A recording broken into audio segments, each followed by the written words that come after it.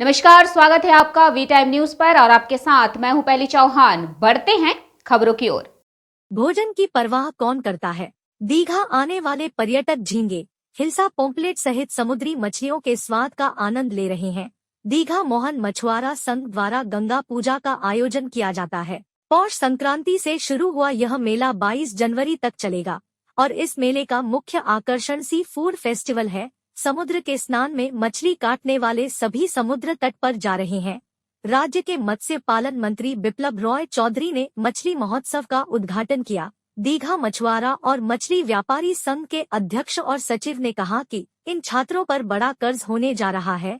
मछलियों की इतनी प्रजातियों को एक साथ देखना बड़ी बात है। साथ ही इस फेस्टिवल से स्कूल से लेकर स्कूल कॉलेज के स्टूडेंट्स को फिशरीज साइंस समेत कई तरह से काफी फायदा होगा। इस समुद्री भोजन उत्सव में समुद्री मछली की लगभग 100 प्रजातियों पर प्रकाश डाला गया है। दर्शनार्थियों के दर्शन के अलावा भोजन की भी व्यवस्था है।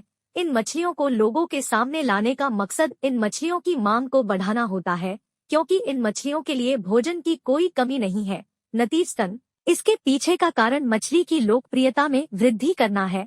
8 पर्यटक इस तरह के त्योहार में आने के लिए खुश हैं। अगर उन्हें अपनी पसंदीदा मछली मिल जाए तो दाहिने हाथ का काम अच्छा चल रहा है। इस उत्सव का मुख्य उद्देश्य न केवल मछली खाना है, बल्कि मछली की मांग को बढ़ाना भी है।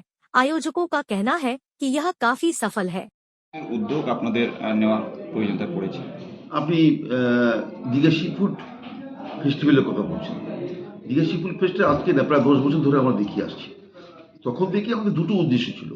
আমি বলেছি একটা উদ্দেশ্য হচ্ছে আমাদের যে সমস্ত মাছ কমার্শিয়াল ভ্যালু খুব কম, অর্থাৎ পশ্চিমবাংলার কলকাতা সহ শহরের বহু লোক সে মাছ চিনেন না, খান না, তাদেরকে সেই মাছটা পরিচিত করিয়ে দেওয়া সি ফুড ফেস্টিভ্যালের মাধ্যমে।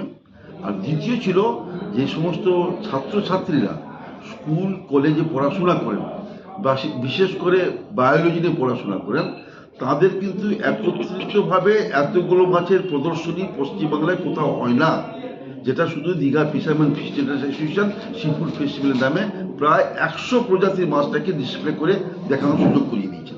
সুতরাং এই দুটো জিনিসের জন্য আমরা করেছিলাম। প্র্যাকটিক্যালি আমি দেখেছি কয়েক বছর আগে মডেল স্কুল, তারপর ক্ষেত্রমূল স্কুল থেকে সব ছেলেরা বাসে করে। এটা একটা মেলার একটা অঙ্গ, এটা ফেস্টিভ্যাল।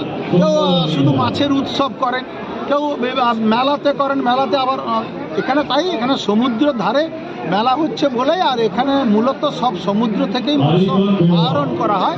তাই বিভিন্ন প্রজাতির মাছ তাতে এনে সাধারণ মানুষকে যেমন দেখানো এবং তারা যাতে এখানে এই মাছ খেতে পারেন তার জন্য একটা নতুন করে স্টল প্রতিবারেই এই ধরনের বিভিন্ন প্রজাতির মাছের স্টল দেওয়া হচ্ছে।